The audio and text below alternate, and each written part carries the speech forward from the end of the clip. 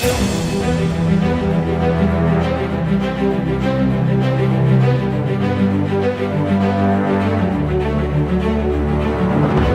Wetland terletak di pantai timur semenanjung Malaysia di dalam negeri Terengganu dengan keluasan 400 hektar yang bersifat tanah bencah dan berfokus kepada industri pertanian. Setiu Wetland kaya dengan tumbuhan bakau dan hutan reperia dengan kepelbagaian spesies flora dan fauna.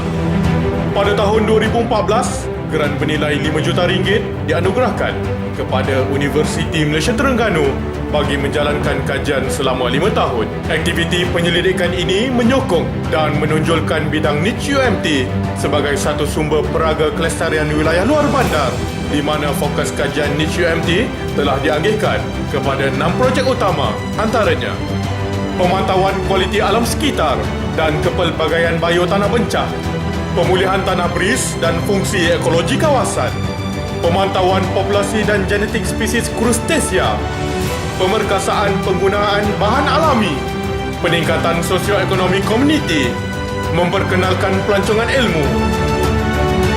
Hasil kajian dan pembinaan teknologi di kawasan Setiu Wetland selama 3 tahun ini telah memberikan pelbagai manfaat, antaranya 13 PhD dan 18 Master, 61 artikel terindeks, 7 artikel tidak terindeks, 5 buah buku penyelidikan dan monograf.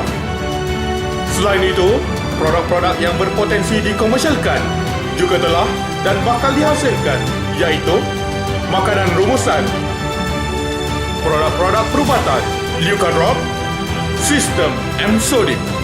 Hasil kajian dan inovasi ini mampu menyumbang kepada peningkatan pendapatan peserta di antara 15% hingga 25%. Kerjasama global telah dijalankan membuktikan kepercayaan pihak luar terhadap kepakaran penyelidik UMT, antaranya Veterinary Medical Research Institute Budapest, WWF berkaitan pemantauan kualiti air, 2 seminar. Sesungguhnya, hasil kajian dan inovasi UMT di Setiu Wetland akan dapat memajukan bidang teknologi aquakultur, meningkatkan pelancongan hijau, meningkatkan inovasi sosial, terutamanya bagi golongan wanita, meningkatkan sosioekonomi, terutamanya pendapatan isi rumah keseluruhannya. Hasil kajian dan inovasi UMT yang bertujuan memberikan kesedaran kepada orang ramai mengenai kepentingan Setiu Wetland sentiasa menjadi keutamaan para penyelidik UMT. Terokaan seluas lautan demi kelestarian sejagat.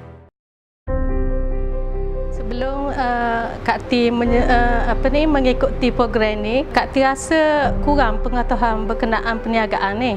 Setelah mengikuti program yang dianjurkan oleh UMT, iaitu program usahawan, Kak T dapat banyak perkongsian ilmu dan di situlah Kak T mula timbul minat untuk berniaga.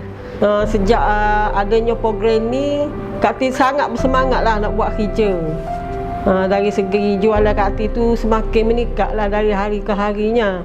Saya merasa bersyukur kerana UMT menguruskan bengkel-bengkel usahawan ini. Dan saya sangat berterima kasih kepada pihak kerajaan dan juga UMT dan juga penyelidik-penyelidik yang terlibat dalam usaha memberikan ilmu yang amat berguna dan bermanfaat pada diri saya.